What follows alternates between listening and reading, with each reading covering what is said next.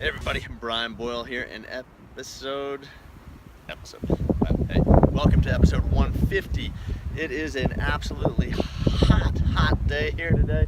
You can see that there's a breeze, which is actually making it a little bit more bearable. But boy, it is the high 90s here in Salt Lake, which is pretty crazy when you're looking at the snow-capped mountains behind me, and you can actually see the Capitol building.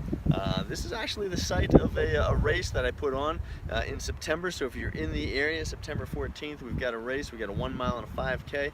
Hit me up and let me know. I'll be happy to chat with you and get you signed up, registered for that race. But today I want to talk to you about groin pulls. So if you've got any questions, send those to me, Brian, B-R-I-A-N, at company5k.com. So company5k.com. It's number 5, and I'll be happy to get back to you. Groin pulls. What is a groin pull? Well, a groin pull is basically a strain of the muscle surrounding somewhere in the groin. I mean, it could be the adductor group, it can be hip flexor group. So kind of the inside of the thigh. Now typically, we don't see these very often in runners per se, unless you've been overstriding, and that is one of the things. Like if you're sprinting and you overstride, we'll see more a hamstring, but occasionally we'll have a groin pull.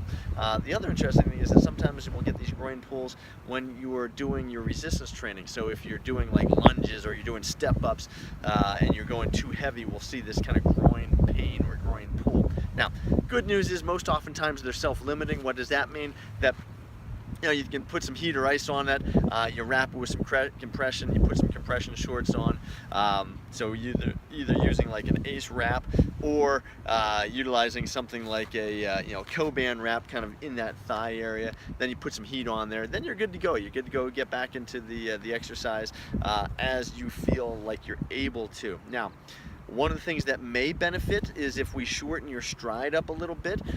So think about increasing your cadence. That will shorten your stride. Also doing some hill running. So whether it's on a treadmill and you've got the incline up a little bit, that'll typically fire the glutes more, not necessarily the the adductor group or anything like that. It may hit some of the hip flexors some. So it's not an exact science, but sometimes it will shorten the stride up so that you're not overstriding into that groin pull or that groin pain. Now, again, with self-limiting, what does it mean? You're good to go as soon as your pain is no longer there. So if you're running and it's not painful, great, you're good to go. Now, if you happen to be doing other activities, now you're training just for running to stay in cardiovascular shape, but you're doing other activities, maybe it's soccer, maybe it's some other sport, then that groin pain may kind of come back. But straight plain running, you should be good to go. So that's it. It's episode 150 of the Mesh Tongue.